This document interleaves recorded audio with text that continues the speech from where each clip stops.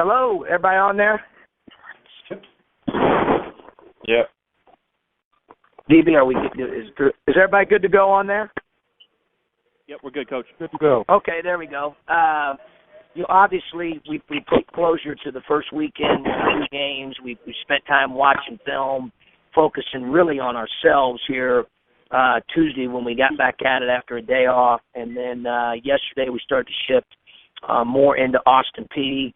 We'll finish up that preparation today, obviously playing them then on Friday. So, I think the biggest challenge for us as we get ready for Friday night's game that's good for our team, and we need it, is the fact that they are a team that really tries to throw the ball inside. They're a team that's going to require you to play good post defense without fouling. They're great on the glass, and until Sunday against Coppin State, we had not been as good as we needed to be on the glass. So we're going to be tested really in the paint, which I think is good for our team. Predominantly the 2 games we played over the weekend, it was more guard play. Wiedemann from Georgia Southern obviously was a good player up front for them. But other than that, it was predominantly guards making plays, guards taking the bulk of the shots, and being the focal point of both those teams' offenses. Whereas in this one on Friday, it's big ball. So I think that's good for us as we continue to grow and move forward with our post defense really being tested. I think that'll be a big key. And then for us offensively, our ability to continue to play well together, to recognize how they're playing certain situations and instinctively being able to play the game the right way as we play against different styles, I think is important. And obviously this next one we have with Austin Peay, then we play again on Monday. We're going to see a couple different styles this weekend than what we saw the first weekend, and I think that's good for our team and our overall growth. So, questions? We'll go ahead and take questions for Coach. A reminder, since this is the first phone call of the year, please state your name before you have your question.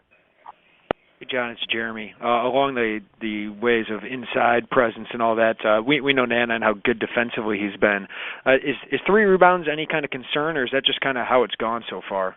Well, I think he's always kind of, it's interesting, he's been better on the offensive glass than defensive glass. The greatest thing for him, though, is I don't want to tell him just to go snatch a bunch of them because he's so great at blocking out.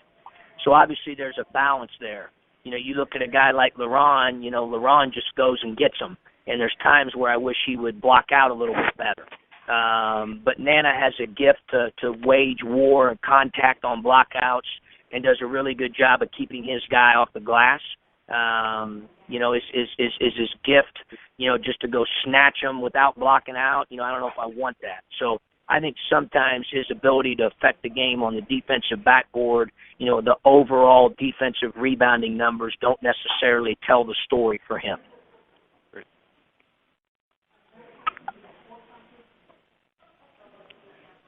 John, Mark Cupper. It sounds like Chris Horton's a legit talent, John.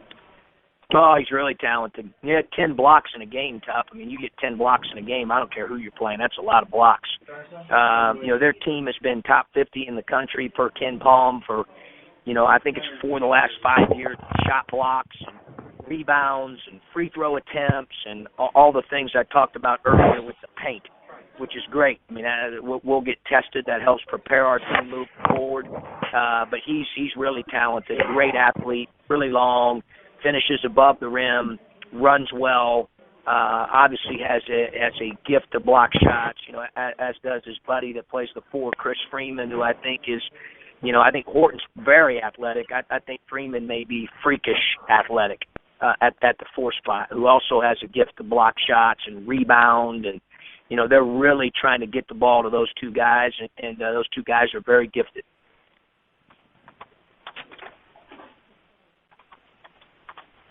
Hey, John, it's Jeremy again. What's this rest meant for you guys, after playing 2 and 3 days? How have you guys kind of handled that?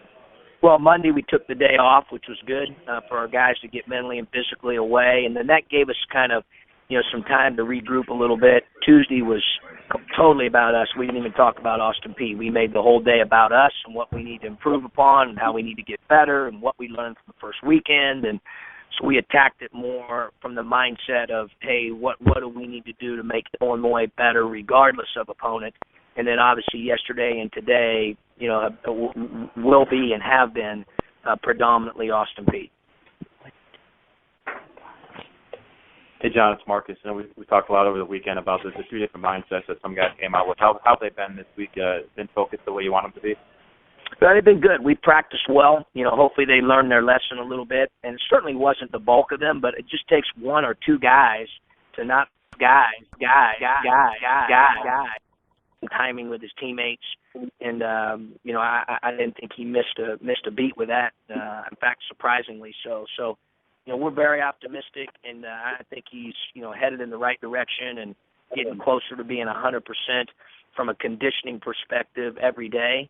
I think the best thing about it is from a health perspective, he feels good. He feels better than he did last year.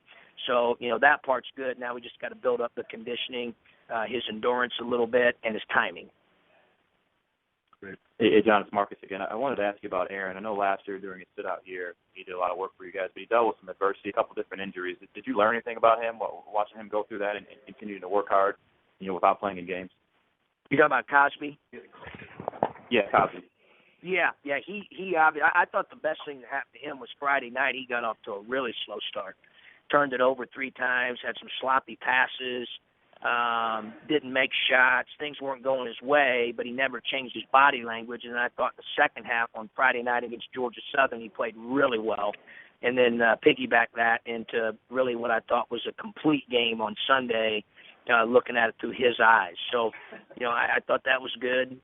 He's come a long way from a just a mental toughness perspective and the amount of time that he's been here at Illinois. I'm really proud of him for that. He works. I mean, he's just a relentless worker. He competes. He's been really good in practice the last 2 days. I like his mindset right now. I like the pace in which he's doing things right now. And, I think as he continues to play games and get more reps, he's going to do nothing but get better. John, Jeremy again. Is this a good test for Mav Morgan and Austin Colbert as you get more size coming up against you? Yeah, I think so. It's a different kind of. It's like a pogo stick athleticism. Like those guys are so athletic and they play with motor. And obviously they're 6'8", 6'9". I think both of them probably weigh between 2 and 225.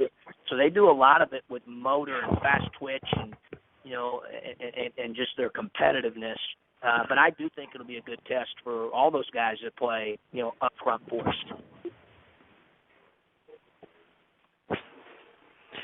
Any other questions for Coach? All righty, don't hear any. Thank you, guys. Thanks, Coach. Thanks, John. Thanks, guys.